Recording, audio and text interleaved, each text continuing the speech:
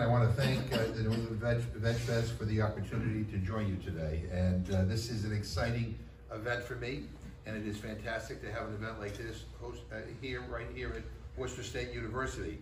You know, one of the major focuses of my career, that Jen kind of pointed out, has been working to end hunger and to give people more opportunities to access good, nutritious food.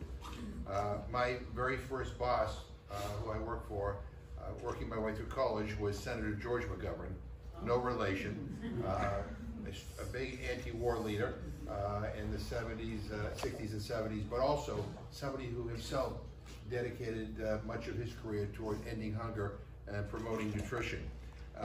And I've tried to continue that legacy. And over the past few years, I've been learning more and more about plant-based foods. And I'm blown away by two things. First, how quickly plant-based foods are growing in popularity and becoming mainstream. Second, when I speak with people involved in the plant-based food movement, it is clear that the values people bring to this are really aligned with building a better food system. I personally see food as a fundamental human right, and securing that right is about promoting a food system that provides nutritious food for all, is good to farmers and food workers, is good to the planet and ecosystems, and is good to animals involved in agriculture. And I wanted to speak for a couple of minutes about how the things that you are doing here connect to decisions that are being made in Washington. You know, one of my current initiatives, as Jen mentioned, is a bill that I introduced last year called the Plant Act.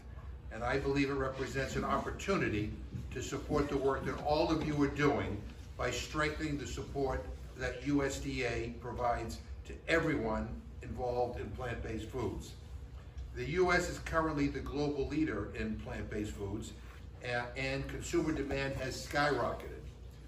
It's only going up, and here and around the world, as the demand for protein grows generally.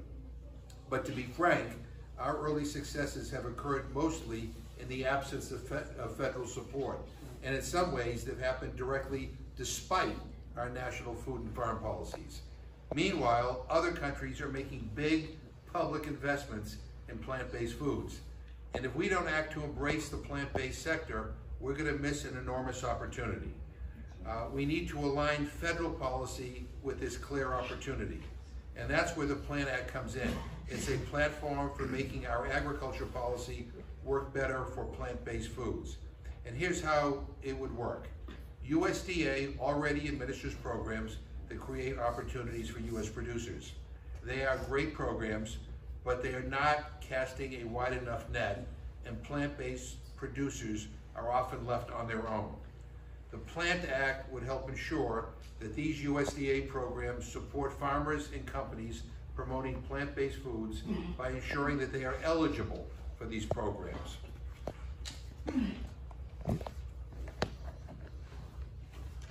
It would also create a new office at USDA to focus specifically on our plant-based efforts, and it would create a new public research initiative to supercharge our potential.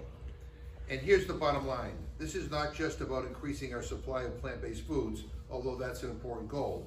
This is about the huge potential that success of the plant-based sector can have across the food system. Embracing plant-based foods is about creating new opportunities for U.S. farmers so they can grow more than just the same crops that go to the same consolidated markets. We need more farmers to see the huge potential of nutritious but often neglected crops like mushrooms, lentils, chickpeas, oats, and more. This is about creating authentic economic development for our rural communities by supporting new entrepreneurship and independent food businesses. We should be supporting small businesses in farm country and in places like Worcester who want to produce foods that people are excited about. This is also about choice for American consumers by developing world-class variety and plant-based foods at the market. There is no reason why plant-based options should be restricted to just one small shelf in the grocery store. And this is about global leadership. The demand is there and it is only growing. So the choice we have is whether U.S. farmers and companies will meet that demand, or whether we're okay with needing to import it all.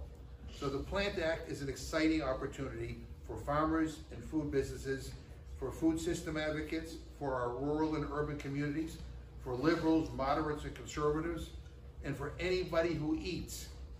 Now, I think this is a no-brainer, but one of the hardest things in Congress to do is convince my fellow members of Congress to try anything new. And in this current House of Representatives, we're a long way off from having a productive conversation about anything at all, never mind this topic. But the Farm Bill, which we authorize every 5 years, is traditionally a bipartisan bill that sets our agriculture policies, as I said, for 5 years. But it is stalled in this Congress because Republicans are insisting that we cut SNAP by $30 billion, that's billion with a B. That would increase hunger in this country.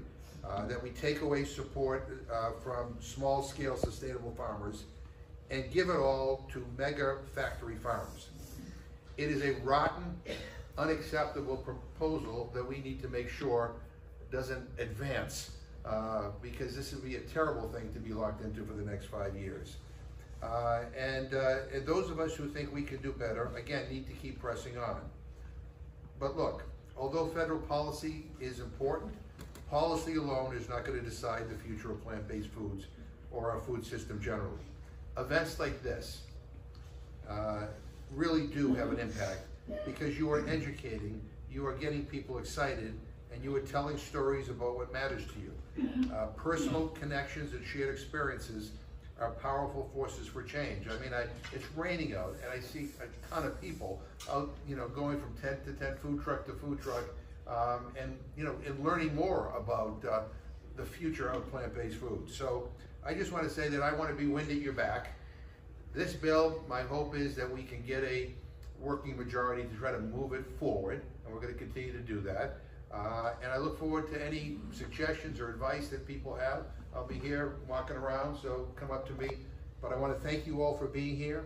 I want to thank you for inviting me to join you, and I hope that everybody enjoys the festival. Thank you very much.